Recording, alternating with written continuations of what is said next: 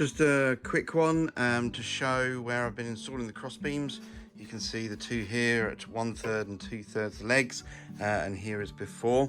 And to give you an indication about why they're so important compared to just putting the legs on, here's the movement without those cross beams in place, and literally rock solid.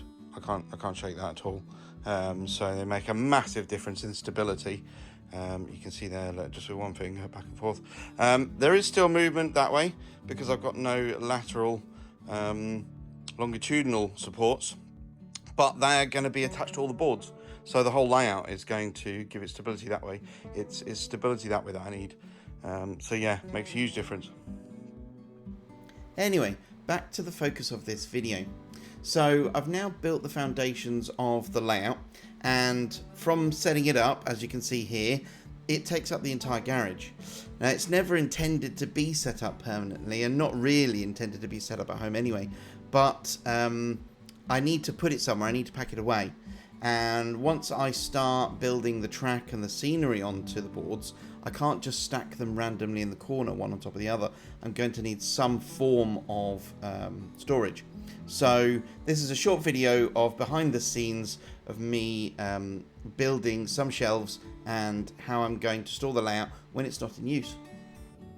One thing you don't tend to see with model railways or with model railway videos is where does everyone keep their layout? Now that obviously isn't an issue for anyone that's building their layout into the house. Either it's in the loft, in the garage, in a room that's dedicated. And with exhibition layouts, you see them set up, or they're generally with a club. Not many people will be shown videos or behind the scenes of where they store their layout. So let's roll a time lapse.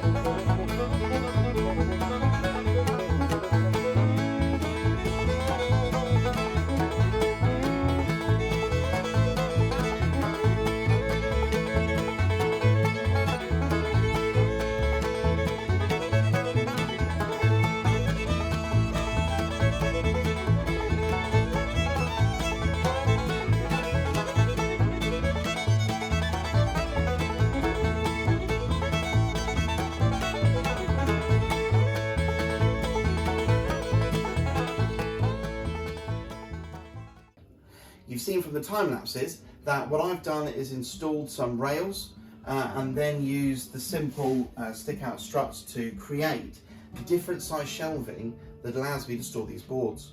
Now what I've done is put the corner boards just temporarily up on here, but then with the rails I'll be able to change the height as I build the scenery and decide how high each board needs to be. And then, for example, the fiddle yard, I may only need an inch of clearance because there's going to be no scenery on them. So this allows me to fit in very conveniently my layout storage, and then below you can see all the legs.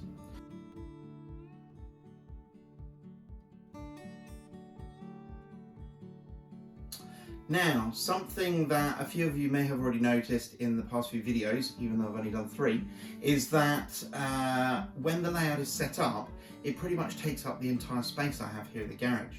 Although the layout is not intended to be operated and set up in the garage, I've always designed it as an exhibition layout.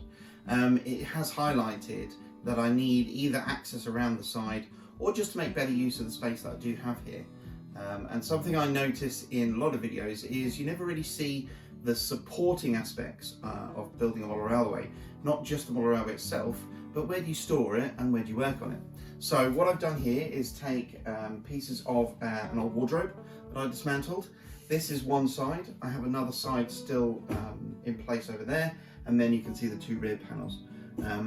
I've then chopped up some of the interior shelving and made a few corner pieces that hopefully keeps it nice and sturdy, and it's always intended to be built over the top of my son's little ride-on car so that we can keep using this space and I haven't completely taken it over with the model railway stuff. So yeah, I look forward to using it and it should go well.